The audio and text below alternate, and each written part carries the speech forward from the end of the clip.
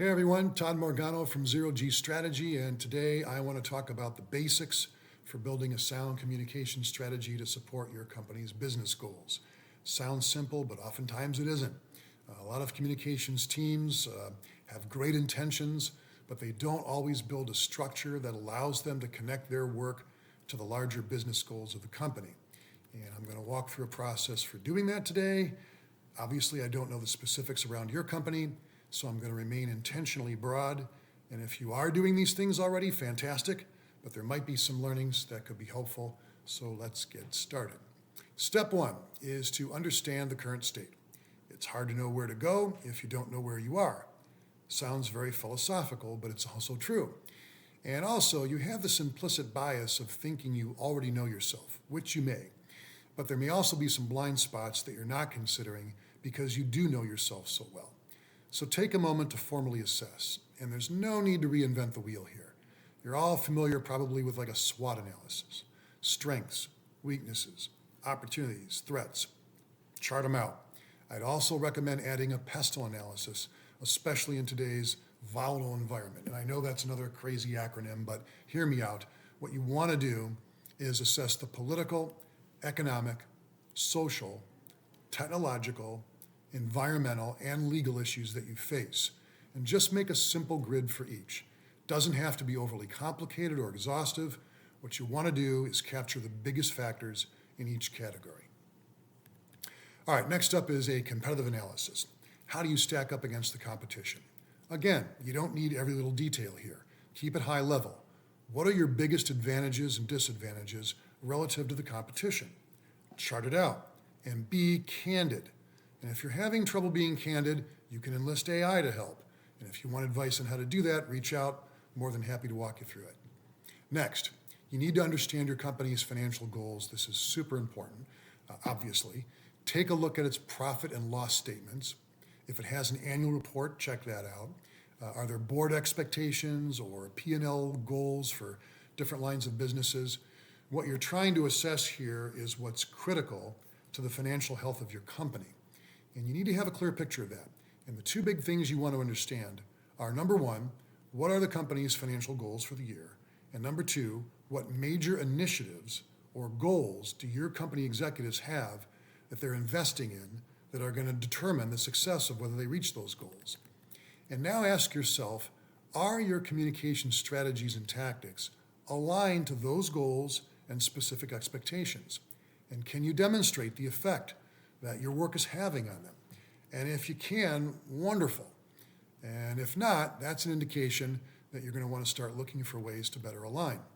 Now, it doesn't mean that every piece of communication has to have a sale or a dollar figure at the end of it. But it does mean you should be able to show how communications influences those very important numbers through either some sort of direct impact, or if you can't show that, then some sort of corollary measure. And again, I've built these things for lots of companies before, so reach out if you want to have a conversation. Next up is an audience analysis. This is called stakeholder mapping, lots of other words for it. Whatever you want to call it, it should include pertinent knowledge about all of the people who influence your success, who they are, what they care about, what their relationship is with you, how you typically interact with them. We're talking customers, of course, but also employees, maybe investors, regulators, there may be others. And once you have an understanding of who these people are and what they need from you, it's time to think about your story. And that's the thing that connects you to them. And the first and most important thing you need is a big, concise, overarching story. What everyone should know about you and why you matter. What's different and valuable about doing business with you. You're also going to need some smaller, more specific stories that are tailored to each of your constituents. And they should echo and ladder up to the bigger story. So what you want to aim for here is building this overarching narrative and then some sub-narratives that speak to the needs of the people that you communicate with on a regular basis. And here's a tip. That kind of story cannot be based on what you want to tell them. It has to be grounded in what they need and want to hear from you. So ask yourself things like, well, how do we help them with some aspiration they have? How do you solve a problem for them? How do you make their life better in some way? All right, with your story in place, it's now time to think about your connection strategy. Which channels or platforms or combination of those channels and platforms are the people you're trying to reach using the most? And you want to focus on the most important ones. It's better to be proficient in fewer channels than to spread yourself too thin over multiple channels.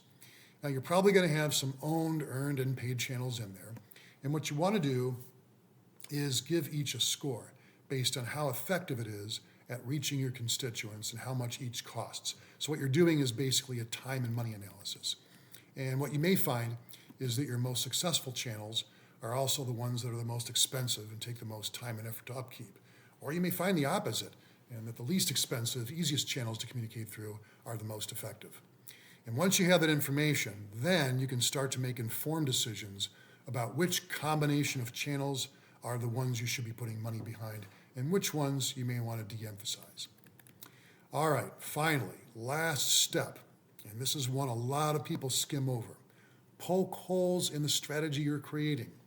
Imagine what could go wrong, how it might fail, and then ask yourself, does it alter your strategy? Do you need to make changes to it?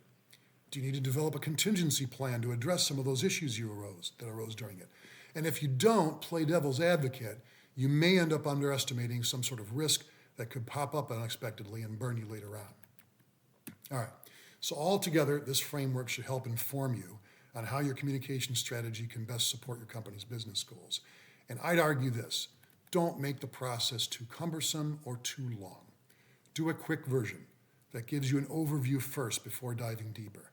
Get it to be directionally accurate at the start. Too often teams take weeks or months to run something through like this. And I would say the first pass should take nowhere near that long, probably around a week. All right, so those are the basics I'd recommend. And of course, there are lots of details behind this general framework. And it is general and not specific to you yet. But if you structure your thinking around these core principles, at least you'll know you'll be on the right track. And if you want help implementing a process like this, send me a note. I'd be glad to have a conversation.